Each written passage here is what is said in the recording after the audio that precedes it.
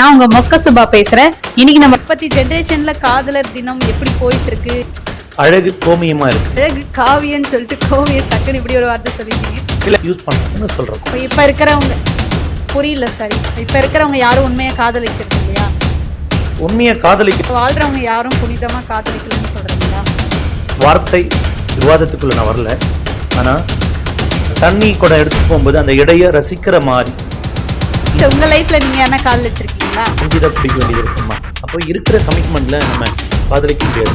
வாழ்வியல்ல ஒரு வார்த்தைகளும் ரசனையோட பாக்குறோம். சரி என்ன சார் நல்லா பேசிட்டு இருந்தீங்க, திடீர்னு காமெடிலாம். பூமரங்கிற வார்த்தை கேவலமான 2K kids லவ் பண்றதெல்லாம் இப்போ லவ்வே இல்லை, புரிதல் இல்லாம பிரேக்கப் ஆகுது. வாசிக்கிற காத்தும் காதல் ஒண்ணுதான் அப்படின்றத மறைமுகமா சொன்ன மாதிரி. அழகே என் ஓவியமே யாரு சார் வர்ணிக்கிறீங்க அப்படின்னு சொல்.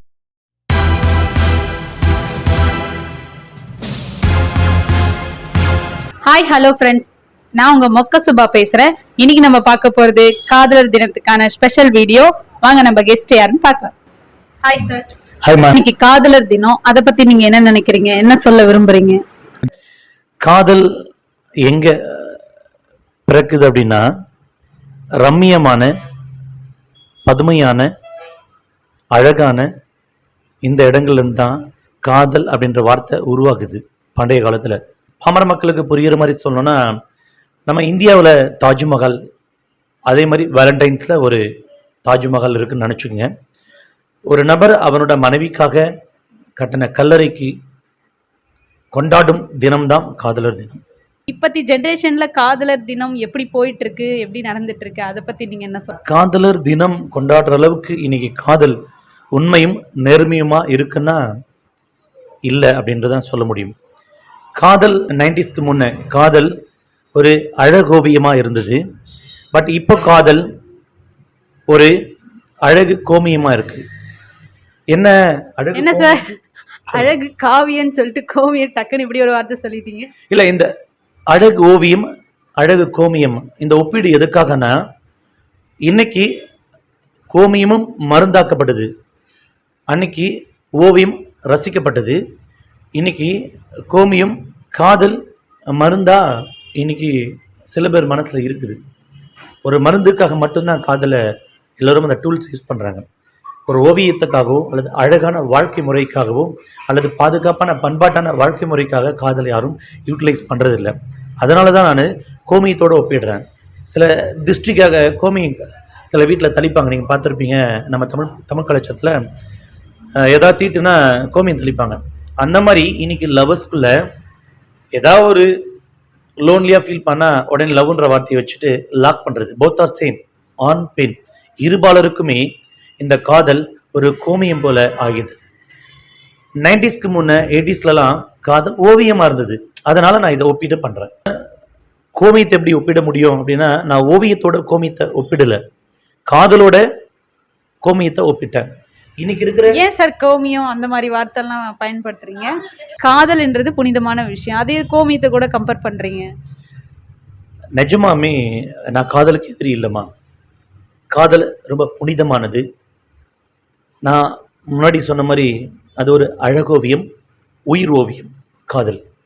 ஆனால் இன்னைக்கு இருக்கிற காதலர்கள் மத்தியில் அந்த காதல் சில இடத்துக்கு மட்டும் தேவைப்படுதுன்னு நான் சொன்னேன். அந்த சில இடம்தான் பண்பாட்டு கல்ச்சராக கோமியம் தளிக்கிற மாதிரி, தீட்டுக்கு கோமியம் தளிக்கிற மாதிரி இன்னைக்கு சில நபர்களுக்கு, அது ஆணோ பெண்ணோ, சில நபர்களுக்கு லோன்லியாக ஃபீல் பண்ணும்போது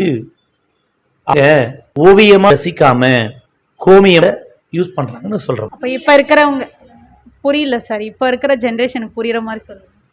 இப்ப இருக்கிற ஜெனரேஷனுக்கு புரியுற மாதிரி வாழ்க்கை முறை வாழல, அதனால அவங்களுக்கு இந்த காதல் டெஃபினிஷன் புரியல.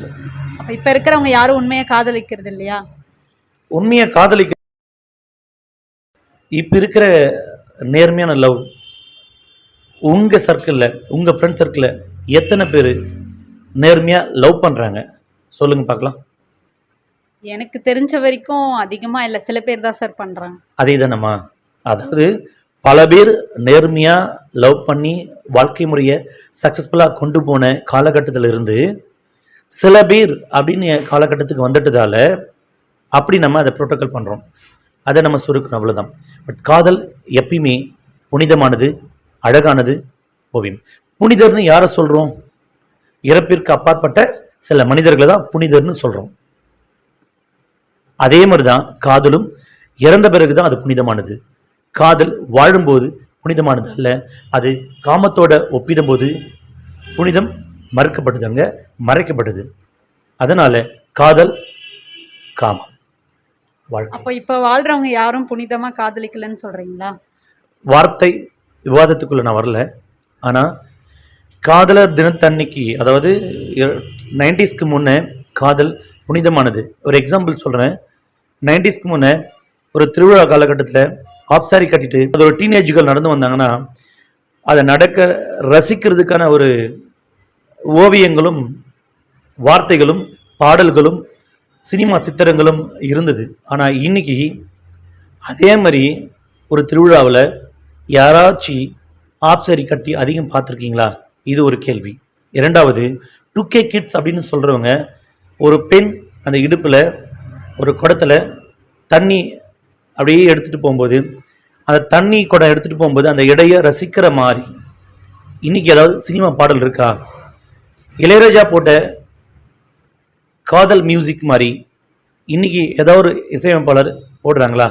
சரிங்க சார், உங்க லைஃப்ல நீங்க யாருன்னா காதலிச்சிருக்கீங்களா? பூர்வமா பேசுறீங்களே, நீங்க யாருன்னா ரசிச்சிருக்கீங்களா? அந்த மாதிரி காதலிச்சிருக்கீங்களா? ரொம்ப புனிதமானது அப்படின்றதால புனிதமாக என்னால் காதலிக்க முடியாது. ஏன்னா காதலிச்சா இறப்பு அப்படின்னு நிச்சயம் அப்படின்னா காதலிக்கிறது ரொம்ப தப்புன்னு நான் நினைக்கிறேன். ஏழ்மை நிலையில் நான் இருந்திருக்கேன்.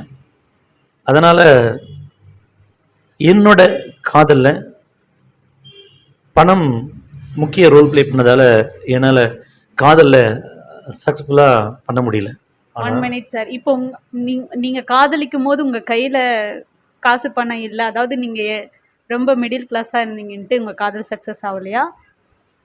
இல்லை, மிடில் கிளாஸ்ன்றதை விடமா ஒருவேளை சோறுக்கு எதுக்கும் கஞ்சி தான் குடிக்க வேண்டியது இருக்குமா? அப்போ இருக்கிற கமிட்மெண்ட்டில் நம்ம காதலிக்க முடியாது. இன்னொன்று, உணர்வு ரீதியாக பேசுகிறீங்கன்னா நீங்கள் லவ் பண்ணியிருப்பீங்களா அப்படின்னா, ஒரு படத்தில் கொலை பண்ணியிருப்பான் அப்படின்னா அவன் ஆல்ரெடி கொலை பண்ணியிருப்பான்னு அர்த்தம் இல்லை. ஒரு படத்தில் ரவுடியாக இருந்திருப்பான், அதுக்காக அவன் ரவுடிசமாக இருந்திருப்பான்னு அர்த்தம் இல்லை. ஒரு எப்படின்னா, உணர்வு அப்படின்றதும் ரசனை அப்படின்றதும் வாழ்வியலில் ஒரு ஒரு ஈச் அண்ட் எவ்வரி வார்த்தைகளும் ரசனையோட பார்க்குறவனுக்கு, ரசனையோட உணர்றவனுக்கு, ரசனையை சுவாசிக்கிறவனுக்கு, அழகையும் ஓவியத்தையும் ரசிக்கிறவனுக்கு வாழ்க்கையை ஒரு செகண்டும் ரசனையோடு தான் ஓவியமாக பார்ப்பான். அதனால் நான் காதலை ஓவியமாக தான் பார்த்தேன். நானும் இன்னமும் பார்த்துட்ருக்கேன். ஆனால் இன்னைக்கு 2K கிட்ஸ் காதலை ஓவியமாக பார்க்கல.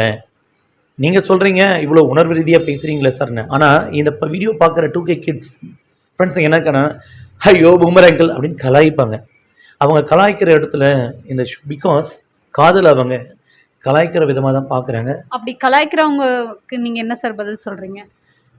காதல் கலாய்க்கிற அளவுக்கு அது ஒன்று கத்திரிக்காய் இல்லை போட்டு கடையிறதுக்கு. கிட்ஸ் இந்த வீடியோ பார்க்குறத போது ஐயா பூமர் அங்கிள் அப்படின்னு சொல்லுவாங்க. பட் நீ லவ் பண்ணும்போது மேபி யாரும் தவறாக எடுத்துக்க வேணாம். நீங்கள் லவ் பண்ணும்போது, இன்றைக்கி 2K கிட்ஸ் லவ் பண்ணும்போது உங்கள் லவரையோ அல்லது உங்களோட மனைவியோ நீங்கள் ஹக் பண்ணும்போது அல்லது கிஸ் பண்ணும்போதோ ஆக்சுவலி நீங்கள் கலாய்க்கிற அந்த பூமர் தான் தேவைப்படுது, மவுத் ஃப்ரெஷ்க்கு. உங்கள் வீட்டில் நீங்கள் ஒருவேளை லவ் பண்ணி கல்யாணம் பண்ணியிருந்தீங்கன்னா 2K கிட்ஸ் இருந்தால் சரி, என்ன சார் நல்லா பேசிட்டு இருந்தீங்க, திடீர்னு காமெடியெல்லாம் பண்றீங்க, பூமர் தான் தேவைப்படுது.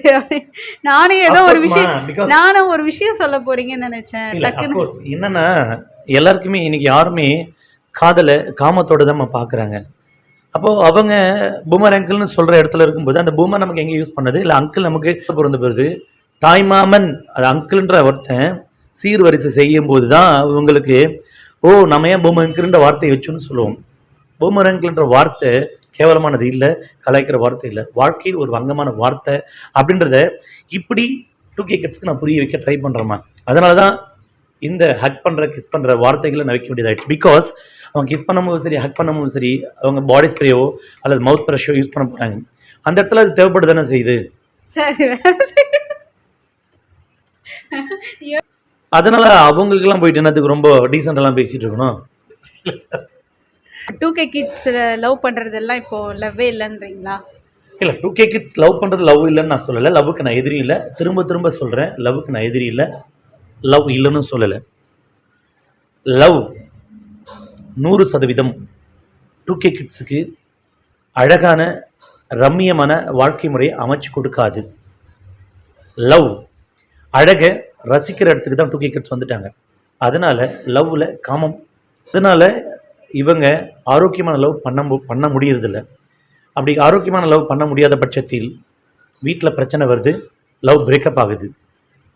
இனி எக்கச்சக்கமான லவ் பிரேக்கப்பும் ஃபேமிலியில் லவ் அப்படின்றது இல்லாமல் நிறைய டைவர்ஸ் நடக்குது. எதனாலனா ஒரு புரிதல் இல்லாததால தான் இன்னைக்கு ஃபேமிலியில் டைவர்ஸ் வருது, லவ்வில் பிரேக்கப் வருது. புரிதலோட லவ் பண்ணணும். அப்போ புரிதலோட லவ் பண்ணணும்னா கம்பல்சரி வாழ்க்கைனா என்னன்னு தெரிஞ்சுக்கணும். சைக்கிளில் டியூபும் டயரும் எவ்வளோ முக்கியமோ, சைக்கிள் இம்பார்ட்டன்ட் எப்போ 90s, பைக் இம்பார்ட்டன்ட் எப்போ 2K கிட்ஸில். ஆனால் பைக்குக்கு 100% டயர் முக்கியம் பட்சத்தில் அதில் காற்றுன்னு ஒன்று முக்கியம் இருக்கும். காற்றை நீங்கள் பூமர்னு சொல்கிறீங்க, நாங்கள் அதை அத்தியாவசியம்னு சொல்லும்போது இடத்துல தான் காதல் ஆரோக்கியமானது, காதலர் தினமும் ஆரோக்கியமானதுன்னு நம்ம சொல்ல வரோம். ஆனால் நீங்கள் அதை ஷார்ட் டேர்மில் புரிஞ்சுக்கிட்டு நீ பைக்கை கூட நாங்கள் போய்க்கிறோம் அப்படின்னு நீங்கள் சொல்லும்போது தான் காற்று ரொம்ப முக்கியம் நாங்கள் சொல்கிறோம். அதை கண்டுக்காமல் போகிறீங்க. டயரில் காற்று இல்லாமல் பஞ்சர் ஆகுது, வாழ்க்கையில் லவ்வில் புரிதல் இல்லாமல் பிரேக்கப் ஆகுது. இவ்வளோ தான் 2K கிட்ஸோட லவ். அப்போ அந்த டயர்ல இருக்கிற காத்தும் அண்டர்ஸ்டாண்டும் ஒன்றுன்னு சொல்றீங்களா? எக்ஸாக்ட்லி. டயரில் காற்று எந்த அளவுக்கு முக்கியமோ அதே மாதிரி தான் இங்கே வாழ்க்கையில் புரிதலும் ரொம்ப முக்கியம். பார்க்குறவங்க சில பேர் சொல்லுவாங்க, ஐயா காதல்னா பரவாயில்ல, நாங்கள் காரில் போவோம் அப்படின்னு. காருக்கும் டயர் இருக்குது. ஐயா நாங்கள் ஃப்ளைட்டில் போவோம், அதுக்கு பணம் வேணும். இதுதான் உங்களோட பூமர் அங்கிள் சொல்லுவாங்க. உங்களுக்கு புரிதல் தான் கண்ணுக்கு தெரியாது, அதுதான் காற்று கண்ணுக்கு தெரியாமல் டயரில் இருக்கும். ஓகே, ஸோ புரிதல் எப்படி கண்ணுக்கு தெரியாமல் மனசளவில் இருக்குதோ, மனசும் கண்ணுக்கு தெரியாமல் இருக்கோ, காதலில் எவ்வளோ முக்கியமோ அதே மாதிரி தான் வண்டிலையும் கண்ணுக்கு தெரியாத காற்று முக்கியம்னு நான் சொல்கிறேன். முக்கியமா நம்ம சுவாசிக்கிற காத்தும் காதல் ஒண்ணுதான் அப்படின்றத மறைமுகமா சொன்ன மாதிரி நான் நினைக்கிறேன். எக்ஸாக்ட்லிமா, அதுதான் சொல்கிறேன். 90ஸ்லையும் 80ஸ்லையும் சுவாசிக்கிற மூச்சு, என் உயிரே, அழகே, என் ஓவியமே, யாரை சார் வர்ணிக்கிறீங்க அப்படின்னு சொல்லுவோம்ல. இது எல்லாமே 90ஸ்லையும் 80ஸ்லையும் இருந்ததுமா. பட் 2K கிட்ஸில் அது இல்லை அப்படின்றதால நான் காரை ஒப்பிடுறேன். இந்த மூச்சு எழுபது மூச்சுச்சுன்னா நமக்கு உயிர் நின்றுடும், வெறும் சதை மட்டும்.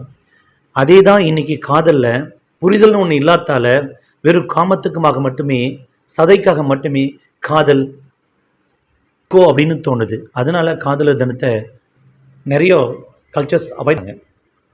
எந்த காதலுக்கு எதிரி இல்லைம்மா, தினத்துக்கு எதிரி இல்லை. 100% காதலுக்கு சப்போர்ட்டாக தான் இருப்பாங்கம்மா. ஆனால் லவ் பண்ணுற பசங்களுக்கு எக்கனாமிக்கல் ரொம்ப முக்கியம், ஜாம்பு ரொம்ப முக்கியம், பண்பாடும் பந்தமும் சொந்தமும் ரொம்ப முன்றதை புரியுறதுக்காக தான் இந்த இவ்வளோ விளக்கங்களை நான் ஜாலியாகவும் புரிய வச்சேன். யாரா இருந்தாலும் புரிதல் இருந்தாதான் அது உண்மையான காதல் அப்படின்னு சொல்றீங்க. ஷோர். ஏன் உண்மையான காதல்னு சொல்கிறோன்னா, அந்த காதல் கடைசி வரை பூமியை தழுவும் வேர்களை போலே அப்படின்னு சொல்லுதில்ல வார்த்தைகள். ஒரு கவிஞர் எழுதியிருப்பார், உன்னுடல் தழுவி நான் வாழணும் வந்தேன், ஆண்டு 100 நீயும் நானும் சேர்ந்து வாழ வேண்டும், மாண்டு போன கவிகள் நம்மை மீண்டும் பாட வேண்டும், காதலர்க்கென் ஜனகணமனே அப்படின்னு இன்னைக்கு கட்சி ஆரம்பிச்சிருக்கிற நம்ம இளைய தளபதி படத்துல இந்த சாங்ஸ் வரும். கேட்கறதுக்கும் வார்த்தைகளும் அவ்வளோ உயிரோட்டமா இருக்கும். அதனால தான் காதல் புனிதமானதுன்னு, அதை புரிதலோட கொண்டு போகணும் இன்னைக்கு இருக்கிற 2K கிட்ஸுக்கும் நான் முன்வைக்கிற என்னோட வார்த்தைகள். காதலர் தின வாழ்த்துக்களும் நன்றிகளும். ரொம்ப ரொம்ப நன்றி சார்.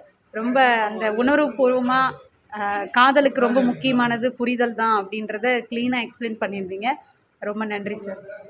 ஹலோ ஃப்ரெண்ட்ஸ், இவ்வளோ நேரம் இந்த வீடியோ பார்த்ததுக்கு ரொம்ப நன்றி. சார் ரொம்ப அழகாக எக்ஸ்பிளைன் பண்ணியிருந்தார். காதல்னா என்ன, உண்மையான காதல் எதுன்றதை க்ளீனாக எக்ஸ்பிளைன் பண்ணியிருந்தார். நீங்கள் பார்த்துட்ருக்கிற உங்களுடைய காதலும் சக்ஸஸ் ஆக வாழ்த்துக்கள். ஹலோ ஃப்ரெண்ட்ஸ், மறக்காதீங்க, ஞாபகமாக கமெண்ட் பண்ணிவிடுங்க, சப்ஸ்கிரைப் பண்ணிவிடுங்க, ஷேர் பண்ணிவிடுங்க. அப்போ தான் உங்கள் காதல் சக்ஸஸ் ஆகும். ஓகே.